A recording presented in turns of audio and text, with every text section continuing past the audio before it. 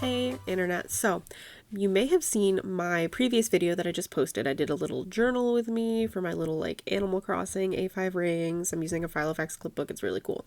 If you haven't seen that, like totally go check that out because it's something totally out of my comfort zone and I thought it came out really cool, and I don't know. People are pretty excited when their pictures get in my little planner, you know what I mean? But I did get a lot of questions about how to do the little Polaroids that I was using. So I figured I would put together a step-by-step tutorial. We're going to cover 3 different things in this video. First, I'm going to cover how to get images from your Switch to your computer. We're going to cover taking images within your Switch and then exporting it. From there, I'm going to go into if you wanted to make your own Polaroids in Illustrator. If you don't have access to Illustrator, I'll put timestamps once we hit that part if you want to skip that part. And then from there, I'm going to show you how to bring it into Silhouette Studio. Now, I'm going to use Silhouette Studio. You don't need a Silhouette. Silhouette Studio is a free program that you can use to pretty easily edit photos. And even if you don't have a cutting machine, I think it's pretty useful to just print them. You can even print it on regular paper if you want. You don't need sticker paper. You can glue it down. I think it's pretty cool. So we are going to get into this. I sound like a YouTuber and I hate it. Let's go. So I apologize in advance for this absolutely terrible lighting and video footage, but I don't own a capture card, so you want to get your Switch out. And something I do want to point out is that it'll be way easier for you to get the images from your Switch if you go ahead to your gallery. And I think the first time that you're in here, select a picture, hit A for editing and posting, and hit post. And if you haven't selected, we'll select your user too. If you haven't selected a like social media to share it on yet, it will prompt you here. If you hit like change posting location, this will be what shows up by default. I have already connected my Twitter account, so we did that there. You can go hit all that, get your credentials together. I do suggest making a second Twitter account. It does seem to be the easiest. If you're posting to Facebook, unless you want to post every picture to your wall, you are gonna have to change your privacy settings, and I'm too lazy to do that. And then I also didn't want to spam my Twitter. Even though I only have like 40 followers, like I still didn't want to do that. So I just made a second Twitter account, fairly easy.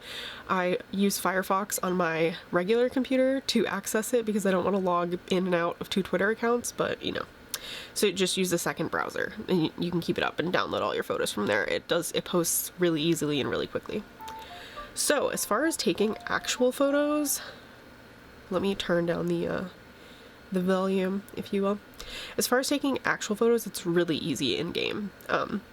There's 2 different ways that you can do it, and I'm sure that if you've been playing Animal Crossing for any period of time, you've probably figured this out by now, but I wanted to kind of just like cover it just in case.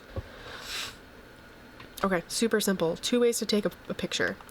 Hit the left bumper, ZL or whatever they want to call it, and then do the camera app. This is super straightforward. Take the photo, capture taken. The second way that you can do that is hit this little square button here. This is apparently a button, and you just press it in and it'll take a capture of everything on your screen. So this is really, really useful for outfit of the day pictures because you can't enter the camera mode while you're doing that. So I'm just gonna run over here real quick. Do not judge my living room, okay? I'm upgrading my house tomorrow and I ran out of storage. I'm finally gonna like change my house, but like, listen, I'm in no rush.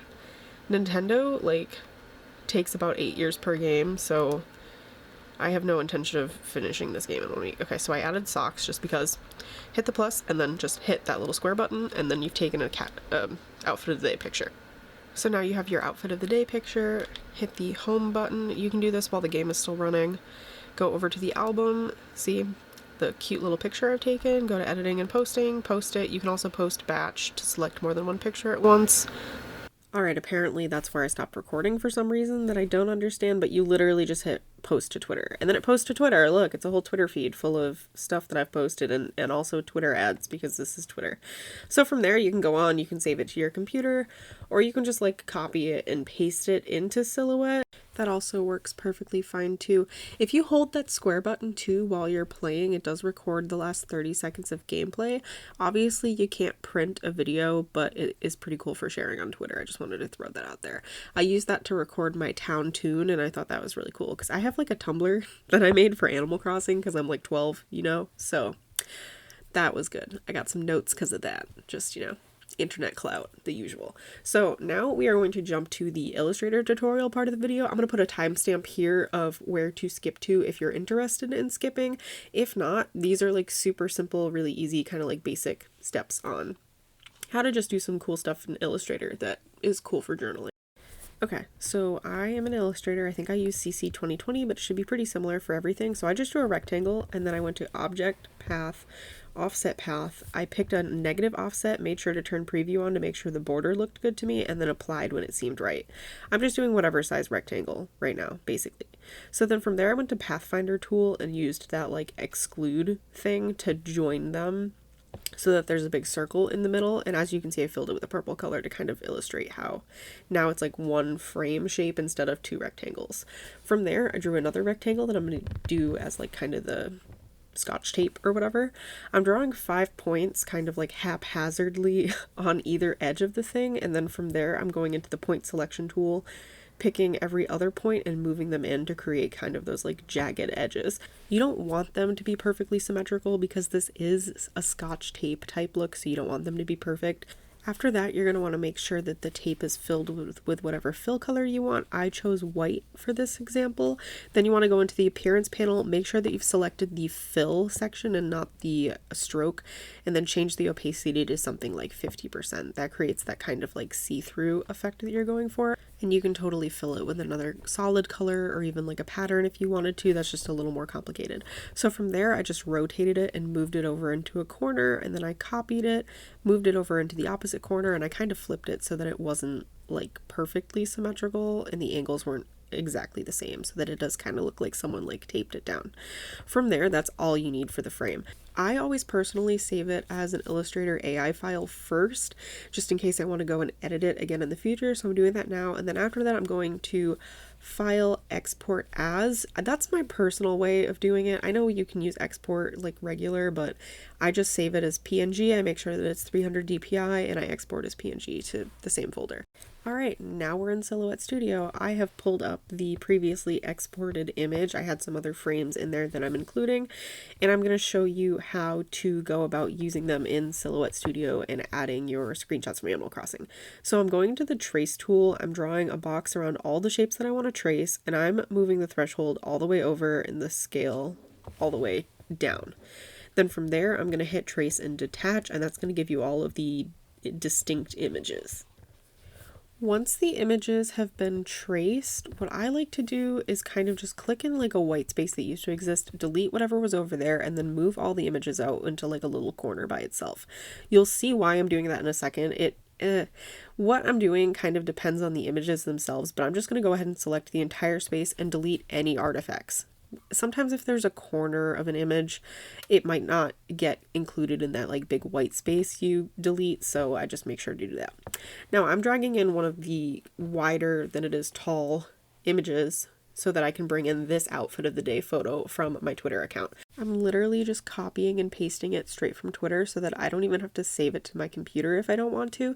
Now you'll see it pastes in quite large, so I'm going to go ahead and resize it, but first I'm actually going to draw a little rectangle to kind of gauge what size image I'm going to need. So that is kind of going to be my little guide for what size I want it to be. Obviously the aspect ratio isn't the same, so we're going to address that in a minute, but for now I'm just going to click the picture and I'm going to resize it. From there I'm kind of just going to bring it into the square to match up where I want it to be. I'm going to bring up the Align panel or whatever Silhouette wants to call it, the transform panel, and center it within the image just to make sure. And from there I'm going to bring up the modify panel and use either intersect or crop. They're going to do the same thing, so you can use whichever one you want. So that makes it the size you need it to be. From there, make sure that your photo has been sent to back so that it's behind the frame, and then you can just line those up all nicely, I guess. I'm running out of descriptive words to put your picture together.